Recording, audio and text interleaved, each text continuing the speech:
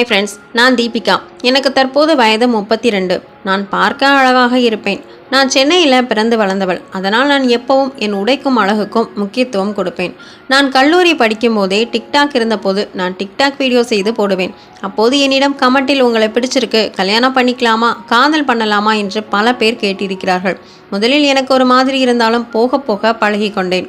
நான் ஒரு social media influencer. எனக்கு பல்லாயிரக்கணக்கான ஃபாலோயர்ஸ்கள் இருக்கிறார்கள். அழகாக ஆடை உடுத்தி ஆடி பாடி என நான் போடும் வீடியோக்கள் எல்லாம் நன்றாக வியூஸ் போகும்.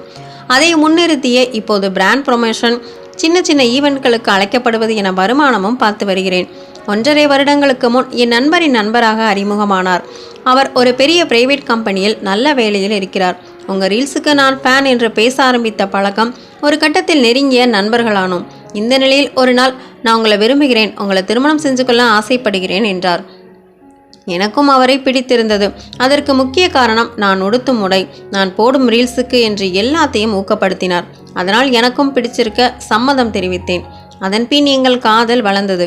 ஒரு கட்டத்தில் திருமணம் செய்ய முடிவு செய்து எங்கள் வீட்டில் எங்கள் காதல் விஷயத்தை சொன்னபோது இருவரது வீடுகளிலும் பெரிய எதிர்ப்பில்லை. 2 வருடங்களுக்கு முன்னர் திருமணம் செய்து கொண்டோம். திருமணத்துக்கு முன்பு வரை, திருமணத்தின் போது எல்லாம் நான் சோஷியல் மீடியா இன்ஃப்ளூயன்சராக இருப்பது பற்றியோ ஃபோட்டோஸ் வீடியோஸ் போடுவது பற்றியோ அவர் ஒரு வார்த்தை கூட குறையாக கூறியதில்லை. முன்பு சொன்னது போல இந்த உடை உனக்கு சூப்பராக இருக்கு என்று உற்சாகப்படுத்தினார். சொல்லப்போனால் எங்கள் திருமண போஸ்டில், அடப்பாவி, லட்டு மாதிரி பொண்ணை தூக்கிட்டு போயிட்டியேடா என்ற ரீதியில் வந்த ஆயிரக்கணக்கான கமெண்ட்களை நாங்கள் இருவரும் சிரித்தபடியே தான் படித்தோம். அப்போதெல்லாம் பல ஆண்களும் விரும்பிய ஒரு பெண்ணை தான் திருமணம் முடித்துவிட்ட ஒரு சந்தோஷ சாகசமே அவரிடம் இருந்தது. ஆனால் நாட்கள் ஆக ஆக அவர் இயல்பு அப்படியே தொடரவில்லை.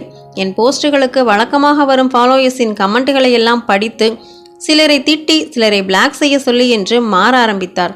ஆனால் திருமணத்துக்கு முன்னரும் இது போன்ற அழகை ஆராதிக்கும் கமெண்ட்டுகள் முதல் கேவலமாக பேசும் கமெண்ட்டுகள் எல்லாம் பார்த்து வருகிறோம் தானே. அவற்றையெல்லாம் நாம் பொதுவாக கண்டுகொள்வதில்லை தானே. இப்போது ஏன் ரியாக்ட் செய்ய வேண்டும்? எப்போதும் போல் நாம் நம் வேலையை பார்க்கலாம் என்றால், அப்போது நீ என் லவர், இப்போது நீ என் மனைவி என்கிறார். திருமணத்திற்கு முன்னர் short dress, sleeveless blouse, insta போஸ்டுகள் என எந்த காரணங்களுக்காக எல்லாம் என்னை பிடித்ததாக சொன்னாரோ இப்போது அவற்றுக்கு எல்லாம் தடை சொல்கிறார். ஒவ்வொருவரும் ஒரு வேலை செய்கிறார்கள். எனக்கு அப்படி இன்ஃப்ளூயன்சர் என்பது ஒரு வேலை, வருமானம் தரும் வேலை. திருமணத்துக்கு முன்னர், கல்யாணத்துக்கு அப்புறம் இதையெல்லாம் விட்டுடணும் என்று அவர் கேட்கவும் இல்லை. கேட்டிருந்தாலும் நான் கல்யாணத்துக்கே சம்மதித்திருக்க மாட்டேன். அப்போது எல்லாம் முற்போக்கு போல பெண் ஆடை, பெண் உரிமை, பெண்கள் விரும்புவதை செய்ய வேண்டும் என்றெல்லாம் பேசிவிட்டு இப்போது பொசசிவ்னஸ் என்று சொல்லி நான் போஸ்ட் போட, கமெண்டில் என் ஃபாலோவர்ஸ்களுக்கு ரிப்ளை செய்ய என எல்லாவற்றுக்கும் பிரச்சனை செய்கிறார் கணவர். என் கணவரை எப்படி திருத்துவது? காதலிக்கும் போது பெண்ணியவாதியாக இருந்த என் கணவர் கல்யாணம் முடிந்து 2 வருடங்கள் ஆன பின்பு ஏன் ஆணாதிக்க மனப்பான்மையோடு செயல்படுகிறார்? என் கணவரிடம், நீங்கள் உங்களை மாற்றிக்கொள்ளுங்கள், இப்போது காலம் மாறிவிட்டது, நாமும் அதற்கேற்றவாறு மாறித்தான் ஆகணும் என்றால், மாற வேண்டியது நான் இல்லை, நீதான். நமக்கென்று ஒரு கலாச்சாரம் இருக்கிறது. நீ இப்படி இருந்தால் நம் குழந்தைகளை இந்த சமூகம் எப்படி அணுகும்? அவர்கள் கலாச்சாரம் எப்படி மாறும் தெரியுமா என்று பாடம் எடுக்க ஆரம்பித்து விடுகிறார். அவரை திருத்த நான் என்னதான் செய்வது? இந்த பிரச்சனைகளுக்கு தீர்வுதான் என்ன?